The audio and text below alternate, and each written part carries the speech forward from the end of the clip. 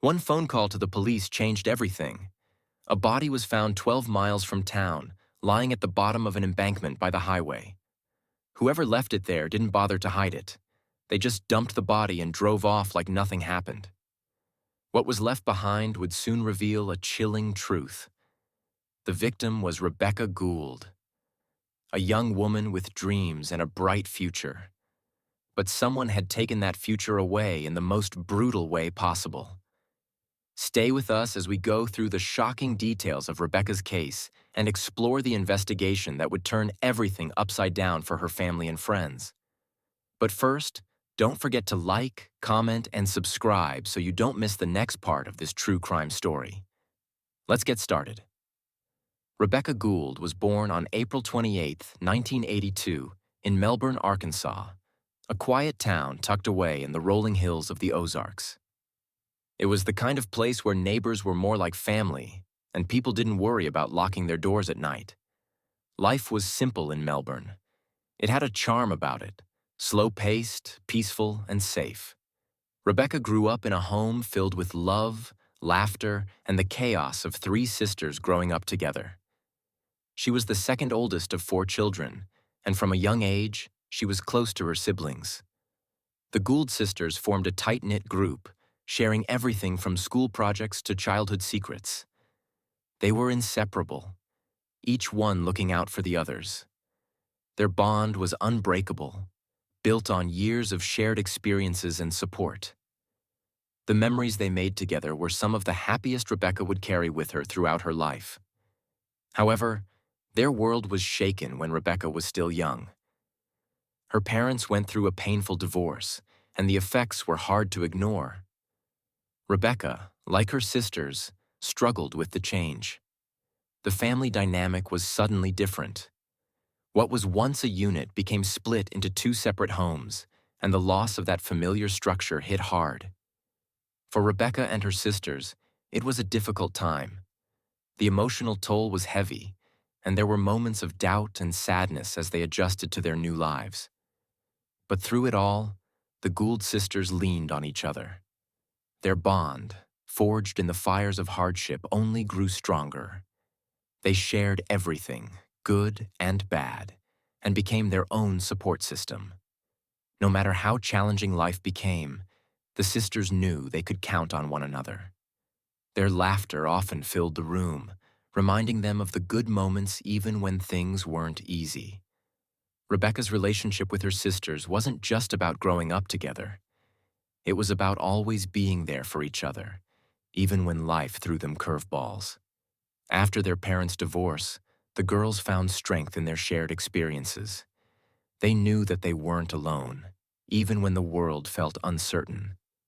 They stayed with their mom after the divorce, but their father remained a presence in their lives.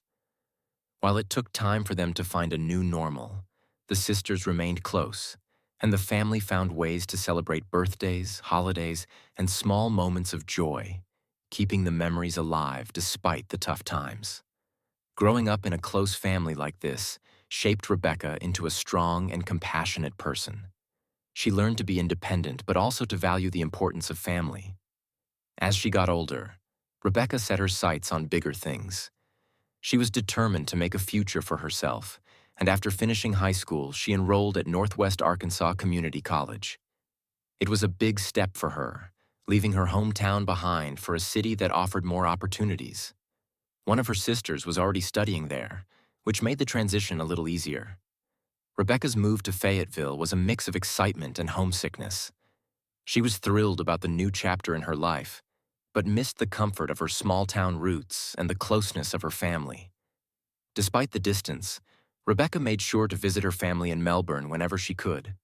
She'd drive the short 25-mile trip back home, reconnecting with her mom and sisters. Balancing school and family life wasn't always easy, but it was something Rebecca cherished. By September 2004, Rebecca was at a crossroads. At 22, she was nearing the end of her time at the community college and thinking about the next step, transferring to the University of Arkansas to continue her studies. She was excited about the possibilities, but before making that big move, she decided to finish one last semester at her current college. It was a bittersweet decision. She would be leaving behind the familiar faces and routines that had become a part of her life. But it was also a step forward into new opportunities. That weekend in September, Rebecca and her sister decided to take a break from the hustle of school. They planned to return home to Melbourne for the weekend, catch up with family, and enjoy some much-needed downtime before the next semester started. Rebecca had another reason to look forward to the weekend. Her boyfriend, Casey, lived in a nearby town, and she was excited to see him. It was a simple plan. Spend time with family, visit Casey, and then return to Fayetteville, ready for a new semester. But the weekend, which should have been filled with laughter and relaxation, turned into a nightmare when Rebecca went missing. What started as a normal day would soon unravel into a mystery that would leave her family, her friends, and the community shaken to the core. The path ahead would be full of questions, false leads, and a sense of growing dread as the search for Rebecca took on an urgency no one had expected. On Sunday, September 19th, 2004, Rebecca had made plans to visit her boyfriend, Casey. She'd spent the day with her family in Melbourne, laughing and catching up before heading out to see him. It was supposed to be a quick stop at his place. Then she'd meet up with her sister the next morning to drive back to college together. Nothing out of the ordinary. But when morning came, Rebecca didn't show up as planned. Her sister tried calling her several times, but there was no answer. At first, the family wasn't too worried. Maybe she'd stayed with Casey a bit longer than expected. Maybe she'd gotten caught up in something. But as the hours went by and Rebecca didn't reach out to anyone, the unease began to set in. It was unlike her to go so long without a call or text. The family couldn't shake the feeling that something was off. By Tuesday, after a full day without a word from Rebecca, panic started to take over. Her mom, worried sick, contacted the police. Officers began retracing Rebecca's last known movements. They learned that she had stayed with Casey the night before. She'd dropped him off at his job that Monday morning around 8:30 a.m. and promised to pick him up later. But when he finished his shift, Rebecca never showed. Casey was questioned by the police, and his story seemed straightforward. He said he hadn't seen Rebecca since she dropped him off. He claimed she had planned to return to his house, grab her things, and then meet her sister to drive back to school. But when she didn't show up later, he thought maybe she had just changed her plans. He'd gone on to spend the evening with friends at a party, not thinking much of it. The police decided to search Casey's house. What they found there raised serious questions. Rebecca's car was still parked outside, which was strange. If she was supposed to have left, why was her car still there? Inside the house, her purse was found, complete with her ID and personal items. But her suitcase, the one she had packed with clothes, was missing. It was odd. Rebecca wouldn't have just left her purse behind. But the most unsettling discovery came when officers checked the bed. The mattress was uneven, and when they lifted it, they found large stains on the sheets. Blood. It was clear someone had tried to clean up, but the evidence was still there. Bleach bottles were found nearby, suggesting someone had made an attempt to scrub away the stains. The police couldn't ignore it. Something had happened in that house, and they were starting to think the worst. The more they searched, the clearer it became that Rebecca was no longer there and that Casey, the last person to see her, was now at the center of their investigation. But Casey was adamant. He denied being involved in Rebecca's disappearance. He said he had no idea how the blood got there or what happened to her. The police weren't so sure, though. With so much evidence pointing to something wrong in that house, they started to dig deeper into his story, trying to find the truth. The more the police looked into Casey's house, the more questions kept piling up. There was the blood, plenty of it, and it wasn't just in one place.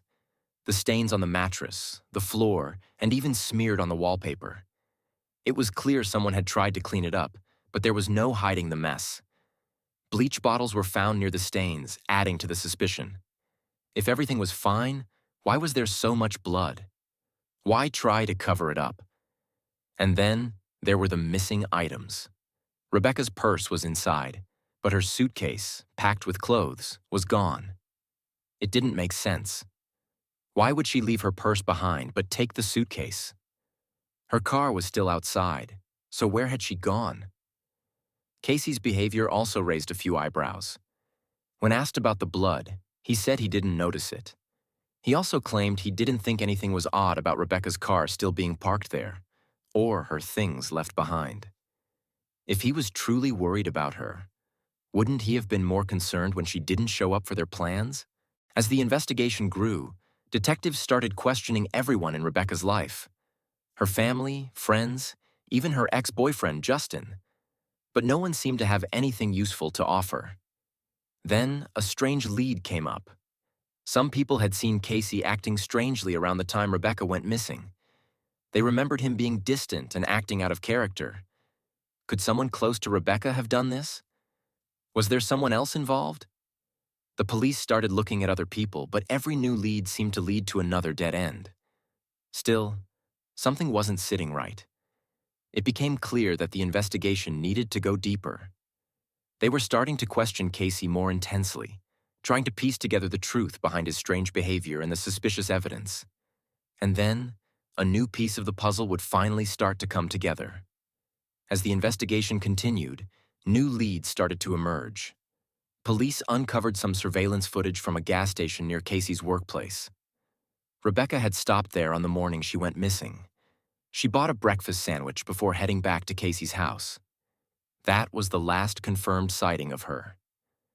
But when they searched Casey's house, they found that same sandwich sitting untouched. It didn't add up. If Rebecca had eaten the sandwich, it would have been gone. But the fact it was still there told them something went wrong after she arrived at the house. This piece of the puzzle gave them a clearer timeline, but it also raised even more questions. What happened to her after she walked into that house?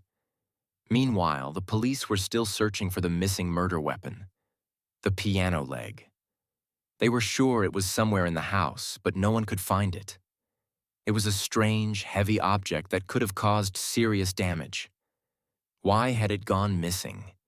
Was it a clue that someone was trying to cover up? Around the same time, the case started to capture the public's attention. News outlets picked up on the mystery, and soon, people were talking about it all over the internet.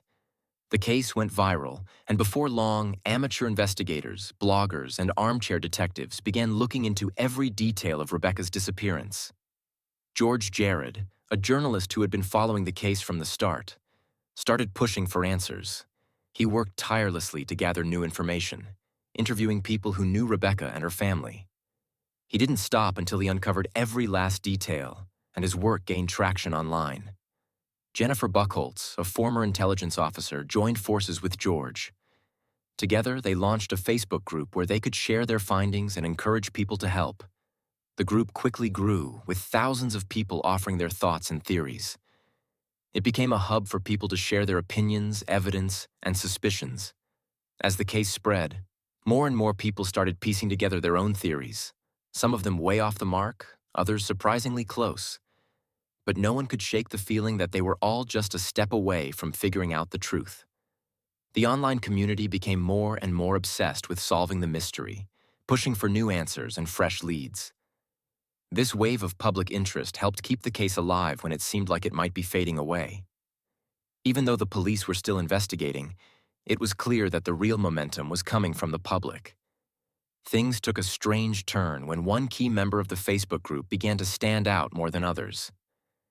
William Miller had joined the group, like many others, hoping to offer insight or theories into Rebecca's case. But Miller wasn't just any member.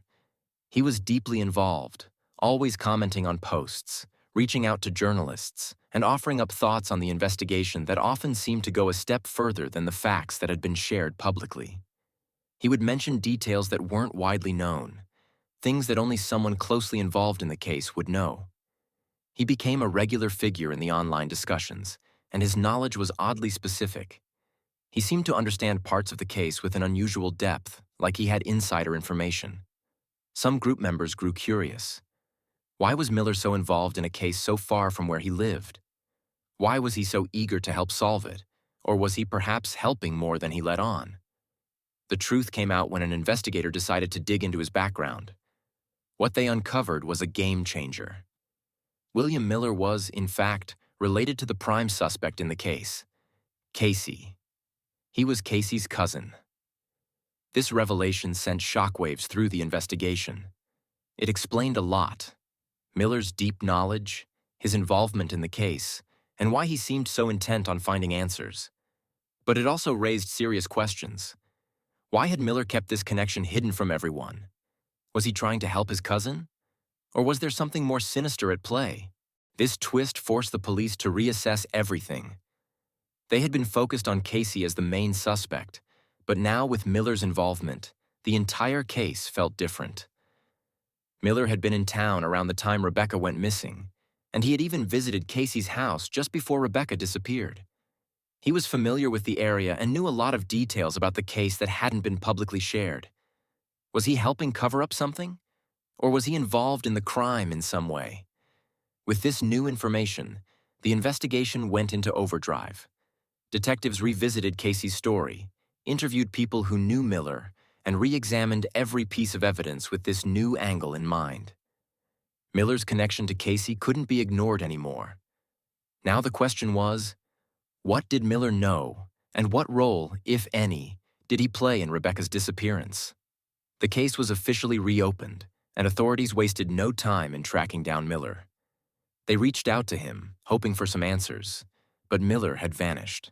He was no longer in the U.S. and had gone quiet. Investigators quickly learned that Miller had been living in the Philippines for some time, but finding him wasn't going to be simple. With no way to contact him directly and no leads on where exactly he was, the police found themselves in a tough position.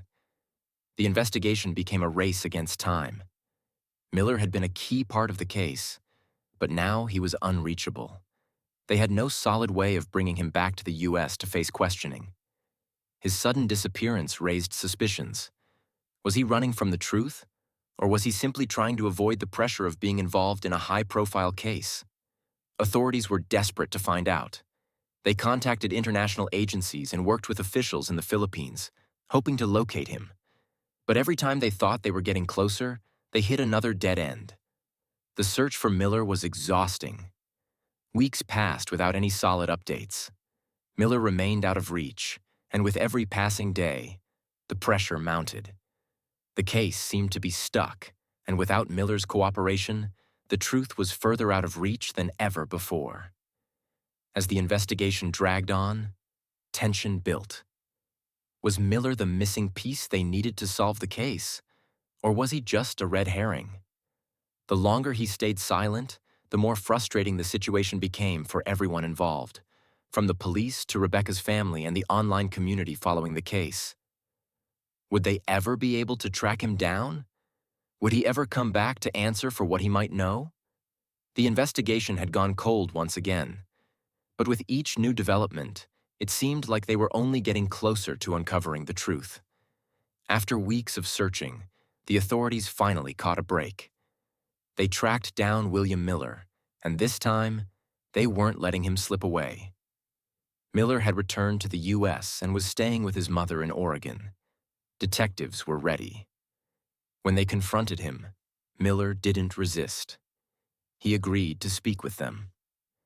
The detective leading the interview kept things calm, asking questions without rushing, trying to get him to open up.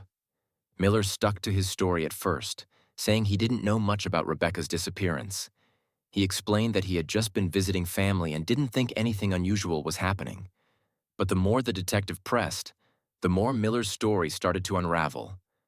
As the questioning continued, Miller started to crack. He was told that the evidence against him was piling up, and with each new detail, it became harder for him to stay silent. It was clear that the police were closing in on him, and they weren't backing down.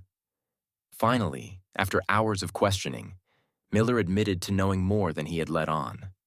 While he never directly confessed to committing the crime, his answers suggested that he had been involved in some way. The confession was far from clear-cut, but it was enough to keep the investigation moving forward. The case, however, didn't end there. Even with Miller's admission, the full truth still hadn't come out. Questions remained unanswered, and the mystery of what happened to Rebecca was still far from solved. As the investigation continued, The focus shifted to finding more solid evidence to connect Miller to the crime. Was he the one who killed Rebecca? Or had he been helping someone else cover it up? The police didn't have all the answers, but they were getting closer to understanding what had happened. The case remains unresolved for now, but the search for the truth isn't over. If anything, the mystery continues to haunt those who knew Rebecca and those who have been following her story from the start. Thanks for watching. If you want more updates on this case and other mysteries, don't forget to like, comment, and subscribe. Stay tuned for the next part of the story.